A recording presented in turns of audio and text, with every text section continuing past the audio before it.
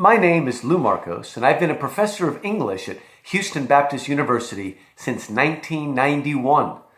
Over all those years, I have taught the Odyssey to probably 2,000 students. But I can honestly say that I have never gotten tired of teaching the Odyssey. That great epic tells the story of how Odysseus, after fighting for 10 years in the Trojan War, took another 10 long years to find his way back home to his island home of Ithaca, to his wife Penelope and his son Telemachus, who was only a month old when he left for Troy. And yet, as exciting as the epic of Odysseus is, there is a second epic in the Odyssey that's hidden within the greater epic. If you look at books 1, 2, 3, and 4 on their own, they tell their own mini-epic about Odysseus' son, Telemachus. Critics for 2,000 years have been aware of this, and they often refer to books 1 to 4 as the Telemachia, or the story of Telemachus. Now, in book 1 to 4 of the Odyssey, Telemachus is about 20 years old, the age of most of you who are listening to this right now. And in those 4 books, we watch Telemachus come of age. The coming of age genre is one of my favorites. It's very popular in American literature, from Tom Sawyer to Huck Finn to Catcher in the Rye to Nick Carraway in The Great Gatsby or Ishmael in Moby Dick. The coming of age story takes a young man who is untested, who has never found out what he's made of. And during the story, whether it's a short story, a novel, even an epic, during that period, our young hero goes through a rite of passage, R-I-T-E. And during that rite of passage, he learns who he is and what he is made of. Now imagine if you're Telemachus. You are the son of a father who is a legendary hero who fought in the Trojan War, but you've never met him. You have no memory of him. And you grow up in a house without a father, wondering if you can measure up to this hero that you've heard of all your life. When the Odyssey opens, it does not open with Odysseus. We don't meet him until book 5. It opens with Telemachus, and there he is in Ithaca, looking disconsolate. Because for the last 3 years, a group of young suitors have been trying to force Telemachus' mother, Penelope, to forget her husband and marry one of them. Not because they love Penelope, but because they want her wealth and they want to be the new king of Ithaca. And while they're waiting for Penelope to make up her mind, they are eating her out of house and home. Telemachus is horrified by these young men, but he's too weak and unsure of himself to know what to do. That is until Athena, disguised as a human male, comes to Ithaca to try to rouse Telemachus.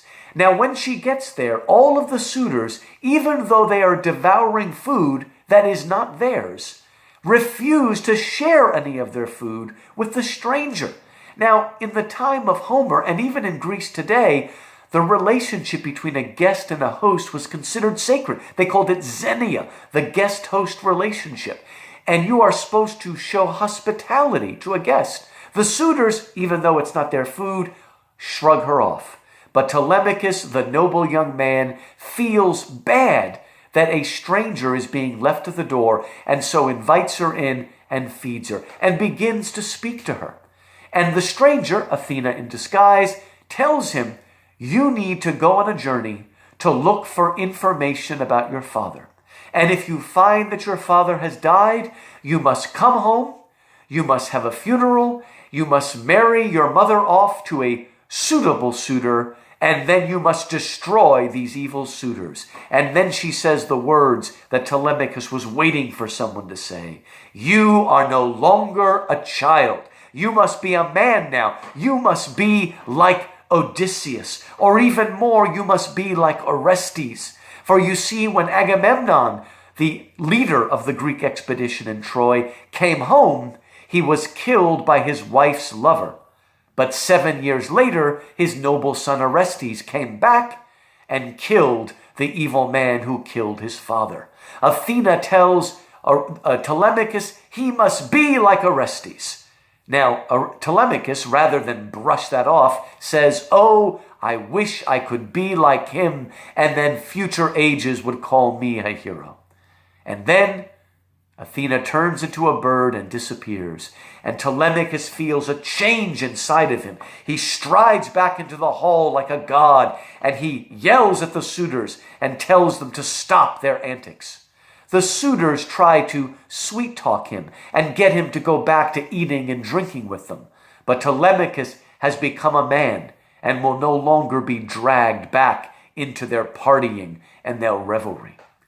Then in books 3 and 4, he goes on a journey to meet the heroes of his father, first Nestor and then later Menelaus, the husband of Helen. Now, the supposed reason for his trip is to find information about his father. But you know what? All the information he finds doesn't actually do him any good.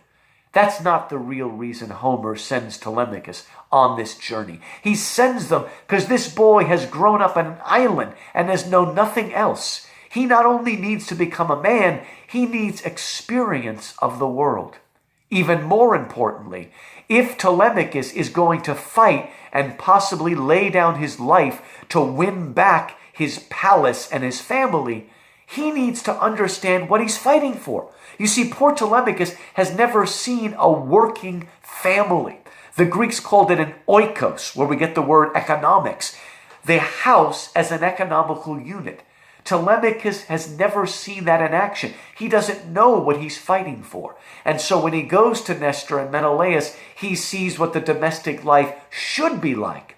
And he goes back with much more courage. Now, when he meets these heroes, you know he's nervous, but he is able to show these older men that he is like his father, both brave and well-spoken. And there are wonderful moments when Odysseus' friends tell Telemachus, "You speak just like your father." Now, of course, in one sense, that's nonsensical since he's never met his father. But in the world of Homer, this nobility is almost hereditary. It's been carried down from Odysseus, the man who was both a great warrior and a great speaker, a smooth talker, a gentleman, if you will. And Telemachus learns that he can live up to his father, that he can do what is necessary. Now, when he meets Nestor, he's full of questions, not just about his father. He wants to know everything about Orestes, because he wants to live up to this young man, same age as him, who has shown himself to be a hero. And Nestor tells him something he probably didn't want to hear, and that is that finally, after 7 years, Orestes rose up, went back to his home, and killed the evil Aegisthus. Then, that very night, while Orestes is having a feast, then his uncle Menelaus, his father's brother, shows up. Now, you know what this says if you're Telemachus? It means, you know what? Dad may come home, but I may still have to do this deed myself. He needs to be a man. He needs to grow up and learn what it means to defend his world. After meeting the heroes, he is not really rejuvenated, but filled with energy, filled with hope, filled with purpose. And he goes back, and when his father returns, he will work together with him to destroy the suitors and win back Ithaca. I do hope that you will enjoy reading the Odyssey and identifying yourself with Telemachus, who, like yourself now, is trying to prove that he is every much the scholar and soldier as his heroic father. Enjoy.